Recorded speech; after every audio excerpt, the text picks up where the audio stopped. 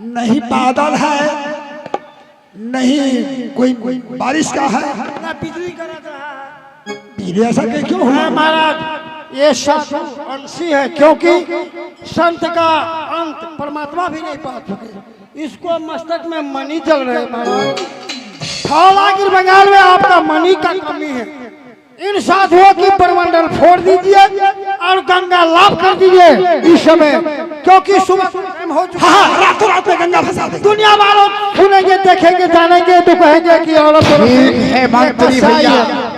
ये बड़े साधु की मौत। चलो हम 1 2 3 गए तो बात फोड़ दे। इस साधु को मार डालो।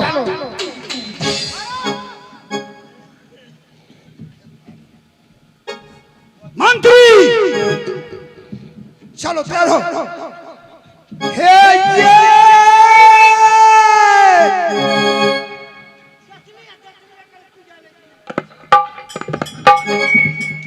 हे ये हे तू हे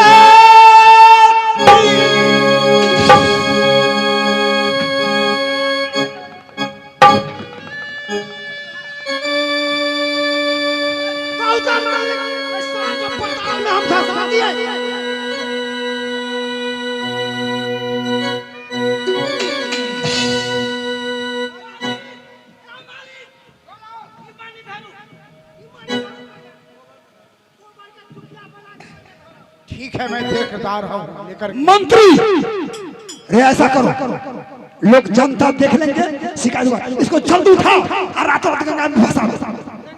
हाँ जल्दी रहेगा बांस में बांधेगी बांस। चलो उठाओ। भाई को करोड़ का टीका लगा। हाँ चलो उठाओ उठाओ उठाओ।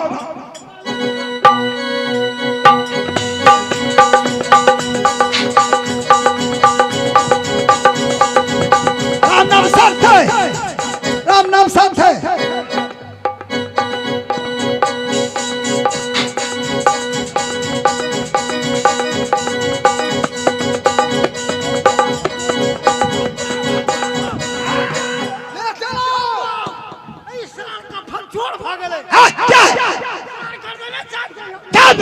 राम नाम सत्य है, राम नाम सत्य है, राम नाम सत्य है, राम नाम सत्य है।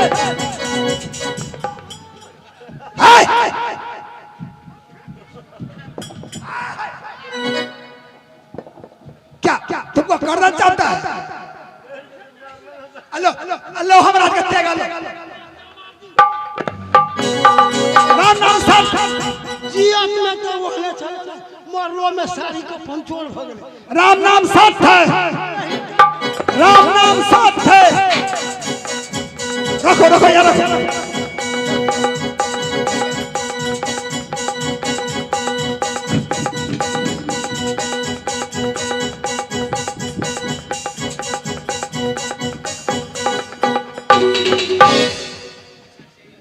मंत्री ये साधु है, इसको कफन दे दो। अभी अभी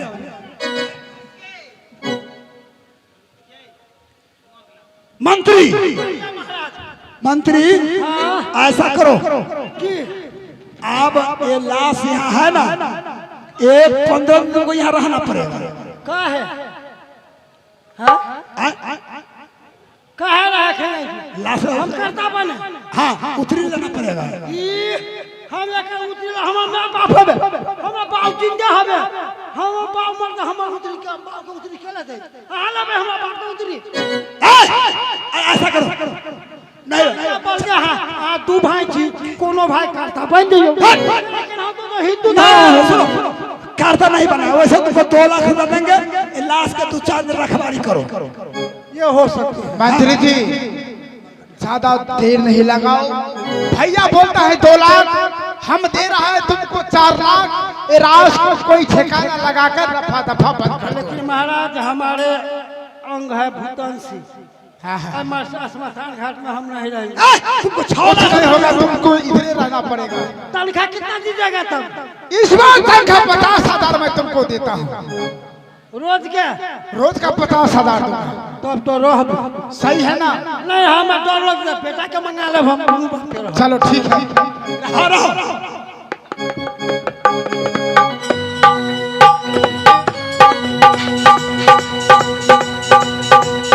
हेलो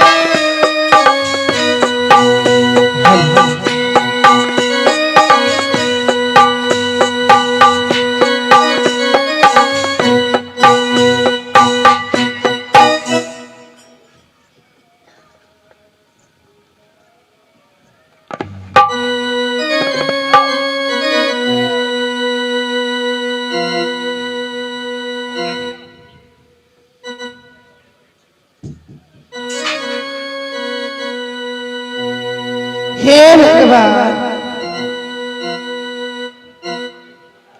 एक समय में मैंने स्वामीनाथ का लग गया है, 3 दिन की छुट्टी दिया, स्वामीनाथ के 3 दिन के छुट्टी दे लो। आज के दिन में 4 रोज बीत गए, अखन तक अपना महल में नहीं लिए। आज के दिन में अपना सगुन के पोथी में देख रहा थी कहाँ छत एहन कोई देश में गेल छत कहाँ छत लिए अपना सगुन के पोथी में विचार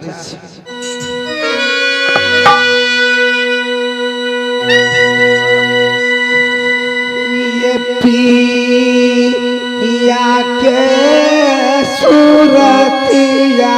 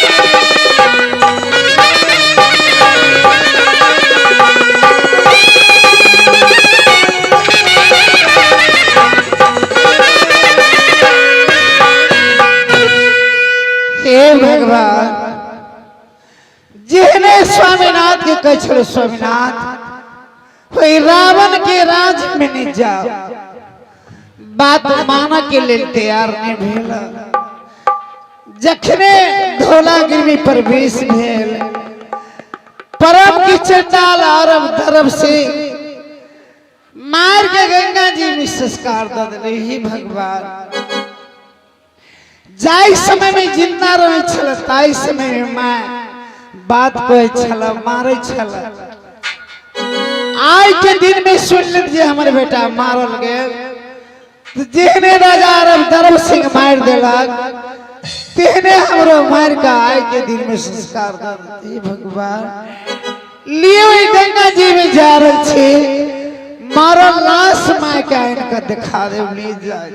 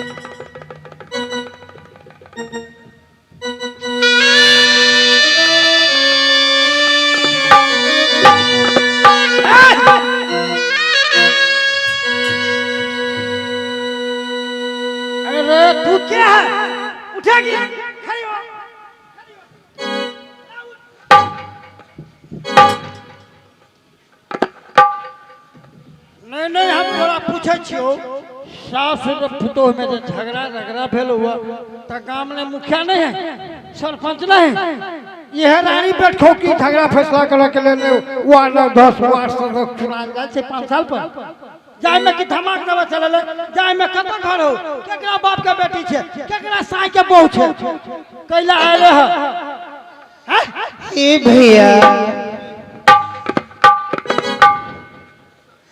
जय लाश आई नवरोज बीत गेल गेरू रंग के वस्त्र पहने लाश हमरा दे दिए अरे धौलागिरी बंगाल में 1000 बार चलिए कते के मरे छे कते के कोन गिनती है पियर रहे छे करिकवा रहे छे उजरा रहे छे सब लगते हैं हां यार 8 लो 8.5 दिन भेलियो पियरा गेरू रंग के सही में है हे भैया वो लाश हमरा दे दिए जुगे जुगे नाम ले वाह वाह वाह इसको तुम मुचुलता उठाने चाहती हो ये लाश के बरामद लेबा के लेल मुचुलबा का के बनाबा के लेल ई तो अपना लाश के ल जाबे 5 लाख रुपया लेबे घूस हे भैया ने संग में गहना जेवर जते कुछ अपने के दो दी छे लत्ता कपड़ा दो दी छे 5 लाख रुपया कहां से ला जहां चला तोरा बल के बिक्री केना न होवे तू अपने केना न बिका देबे सेठ मलबाड़ी में लेकिन हमरा तो पैसा तो चाहिए लिए भैया दुनिया में भीख मांग के देव लेकिन बाद में मुचुल का बनावे तो लाश बरामद देबो लिए भीख मांग के देव लेकिन लाश दिए पर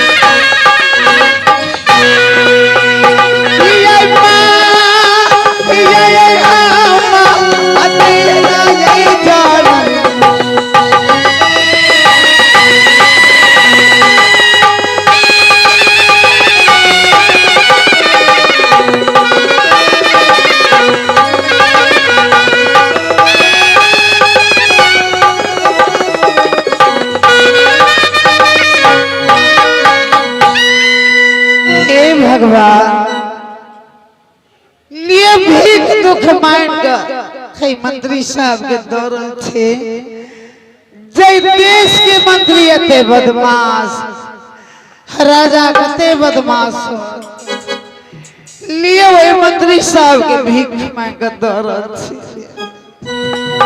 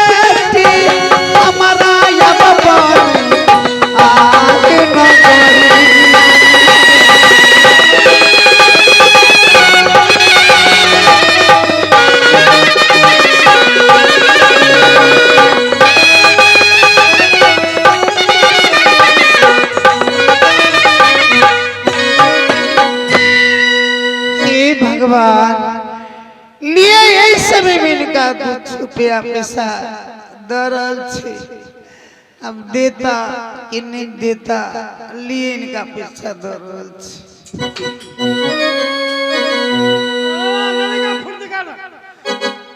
पियाबा पियाबा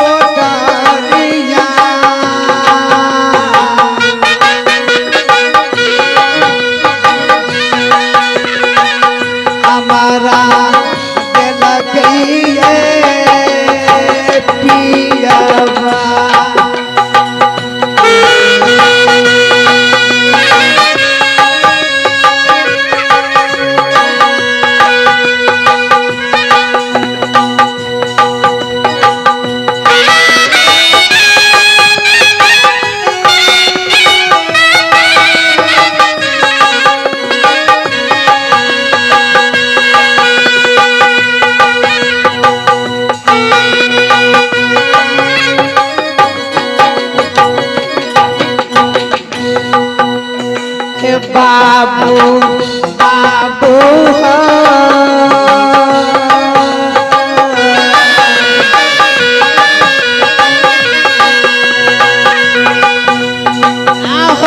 के करा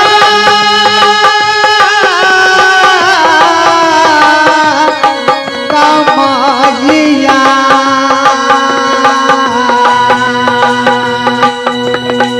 धर्म में खयबई हो